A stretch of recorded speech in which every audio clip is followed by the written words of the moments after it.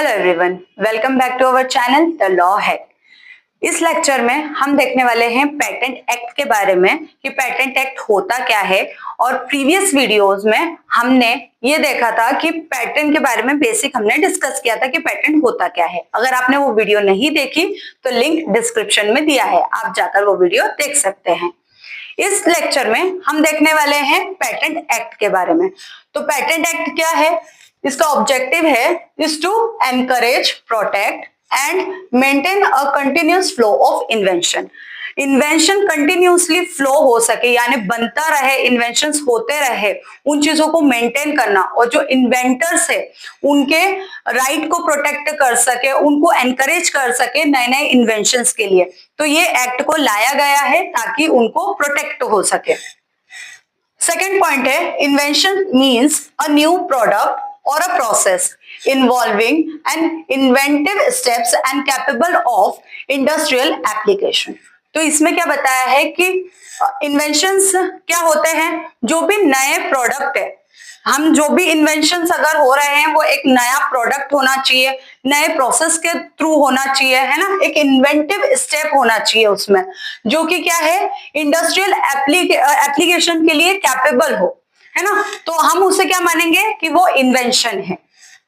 Third point है an invention is not property unless it has been patent.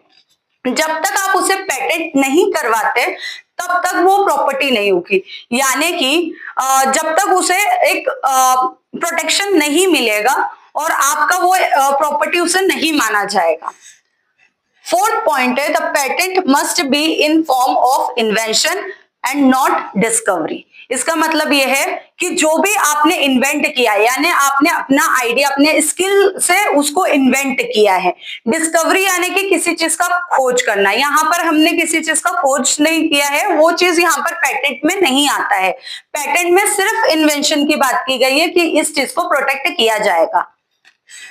Fifth point है one invention only one patent. तो एक invention के लिए एक पेटेंट करवाया जाता है, यानी आप मल्टीपल इन्वेंशंस के लिए एक पेटेंट नहीं करवा सकते। एक इन्वेंशन के लिए एक ही पेटेंट होता है। अब हम देखते हैं इसका हिस्ट्री क्या है। तो फर्स्ट पॉइंट है the patent law of 1856, the first legislation pretending to patent law. तो पहला जो लॉ बना है पेटेंट का, वो बना है 1856 में।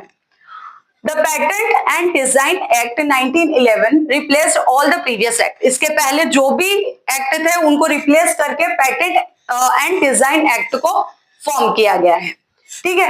थर्ड पॉइंट है after independence the patent system in India is governed by the patent act 1970 and rules 1972। तो पेटेंट एक्ट जो है इसको इंडिपेंडेंस के बाद कौन सा एक्ट आया, पेटेंट एक्ट, और इसके रूल्स है 1972 के। फोर्थ पॉइंट है the patents granted under the act are operative in the whole of India. तो जो पेटेंट एक्ट है इंडिया में जो इसको बनाया गया है, ये पूरे होल ऑफ इंडिया में एप्लीकेबल है। फिफ्थ पॉइंट है the patent act has been amended several times. बहुत बार पेटेंट एक्ट को अमेंड किया गया है, जैसे कि 1974, 1985, 1999, 2002, 2005 में इनको अमेंड किया गया है पेटेंट एक्ट को, और इसके रूल्स जो दिए गए हैं उसको अमेंड किया गया है 2006 में। अब हम इंपॉर्टेंट डेफिनेशंस देखते हैं इस एक्ट के। पहला है सेक्शन 2J, जो कि इन्वेंशन के बारे में बात करता है।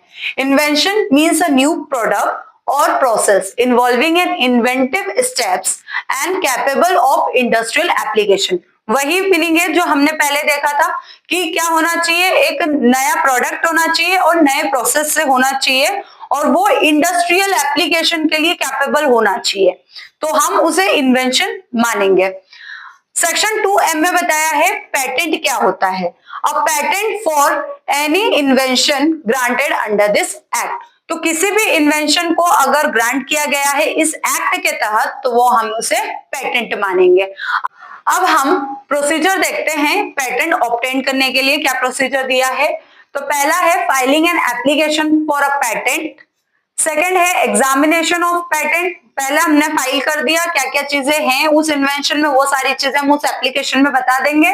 फिर उसके बाद उस एप्लीकेशन का एग्जामिनेशन होगा कि वो जो इन्वेंशन है, पहले तो कोई इन्वेंट नहीं हुआ है, नया है, कि वो सारी चीजें यहाँ पर एग्जामिन की जाएगी उस एप्लीकेशन में, जो भी आपने यहाँ पर एप्लीकेशन में आपने उसे मेंशन किया हुआ है। अब थर्ड में बोला है एक्सेप्टेंस ऑफ एप्लीकेशन, एप्लीकेशन को एक्सेप्ट किया जाएगा। उसके बाद अगर कोई अपोजिशन आता है तो वहां पर देखा जाएगा कि अपोजिशन के लिए यहाँ पर ग्रांट किया जाएगा पेटेंट को, और अगर कोई अपोजिशन रेज नहीं होता है तो उसके बाद हमें पेटेंट ग्रांट कर दिया जाएगा। तो ये हमने अभी देखा है कि क्या स्टेप्स है। आगे के पार्ट में हम इसे डिटेल में डिस्कस करेंगे कि क्या प्रोसीजर उसके हैं, और आगे के जितने भी मतलब इस एक्ट से रिलेटेड जो भी इंपॉर्टेंट प्रोविजंस है हम उन्हें कवर करने वाले हैं। आई होप आपको इतना समझ में आया हो। आगे ऐसे ही इंफॉर्मेटिव वीडियोस के लिए लॉ एक्ट के साथ बने रहे और सब्सक्राइब करना भूलना मत।